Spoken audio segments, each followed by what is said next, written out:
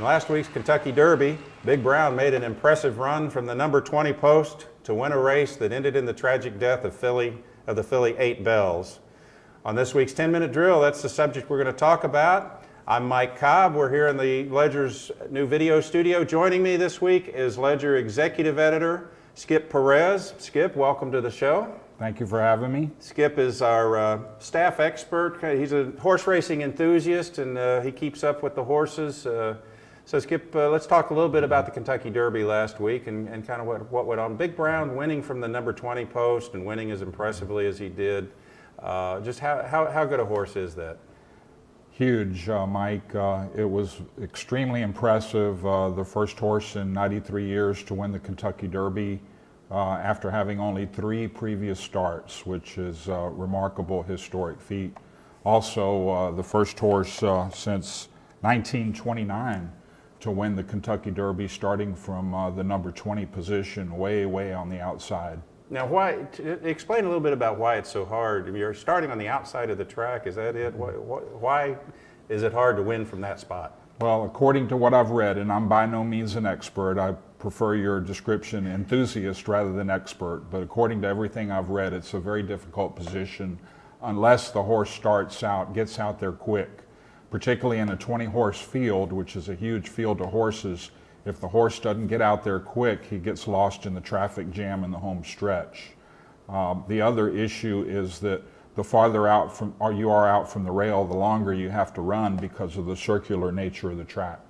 So basically, they're running a longer race than the other horses. Correct.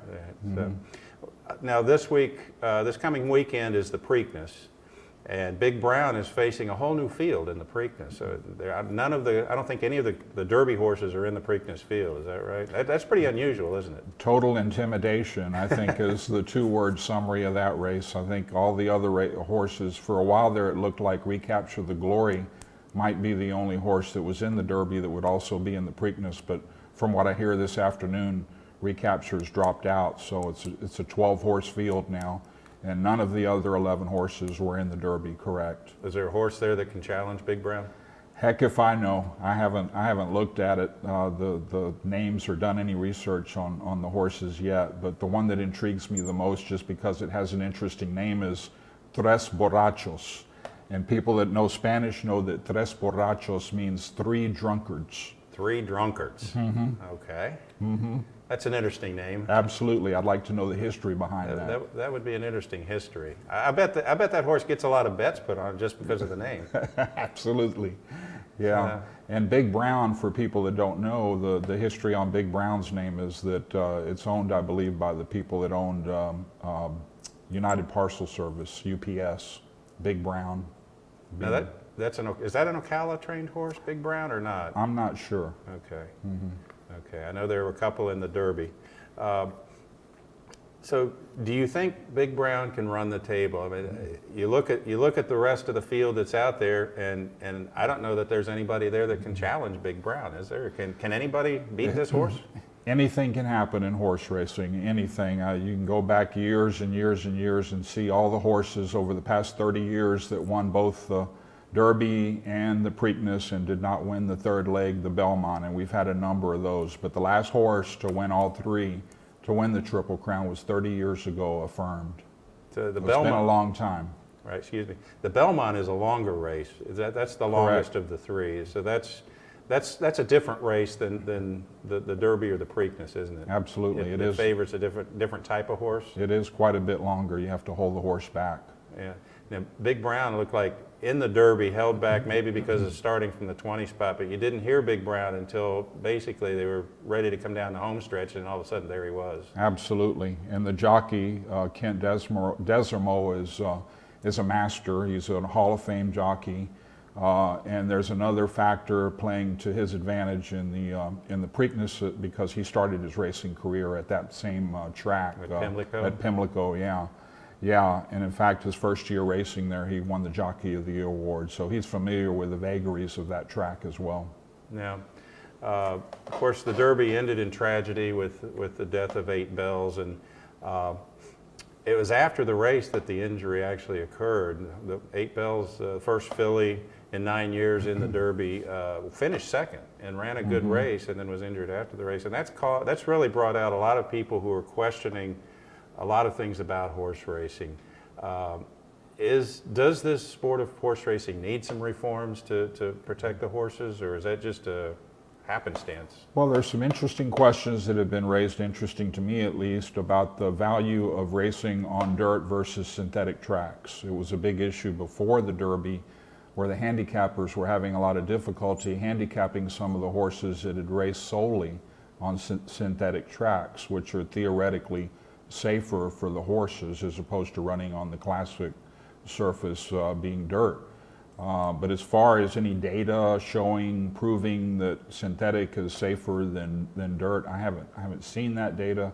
It may exist. And another argument is whether a 3-year-old horse has fully developed its bones, the strength of the bones, etc., to be raced that young. Whether perhaps if they waited 1 more year and raced 4-year-olds, that might reduce injuries. But I'm just speculating, discussing what some issues people have raised. They've been racing 3-year-olds for 135 years, so why is it just now an issue? Yeah, probably because of what's happened the last 2 years with Barbaro and now 8 Bells this year. Is this some alarmist talk, you think, or is there a genuine concern here? Well, there are the various groups that you would expect that are raising the questions about it. There was an interesting interview with Mr. Smith, the trainer of the horse 8 Bells, a couple days ago that I watched, and he raised the point. Obviously, he was distraught about it and was probably the closest person to that horse. But he also pointed out that horses in the wild frequently suffer life-ending injuries because they get hurt. They hurt their legs stepping in ruts and ditches and that sort of thing. So his point was that thoroughbred horses actually have a longer lifespan than a lot of horses in the wild. Right. Now, how does the synthetic racing surface, it's a synthetic dirt type of surface, is that?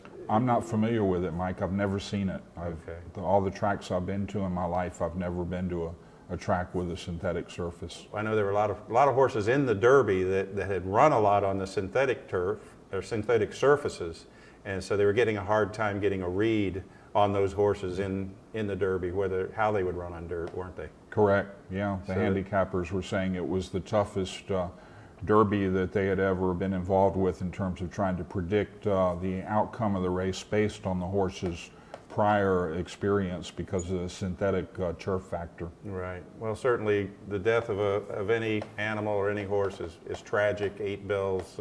It was really sad to see that happen to the horse. It's sad to see it happen to any horse, really. Absolutely. But that's also part of the sport, and it's right whether you like it or not. That is part of the sport. Some people are saying horse racing should be banned. That's going a little extreme, I think. I think so. Yes, absolutely. Injuries occur in every sport, and it's unfortunate when these things happen, but they do happen. Okay. Well, Skip, we've reached the portion of the show where it's time for one more thing. 30 seconds, you're on the clock. What's on your mind?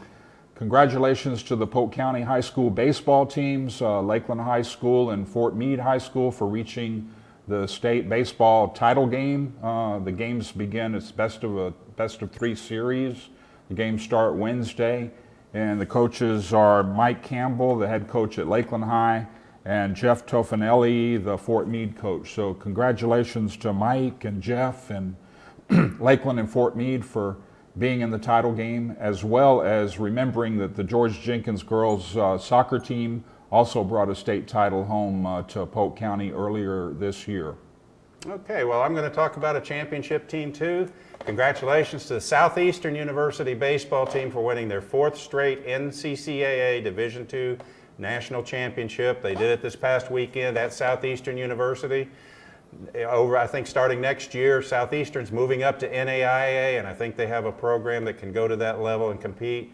They've proven that, not only in baseball, but in all of their sports. So congratulations to the Fire, and I know they're looking forward to moving up and taking that bigger challenge at the NAIA level.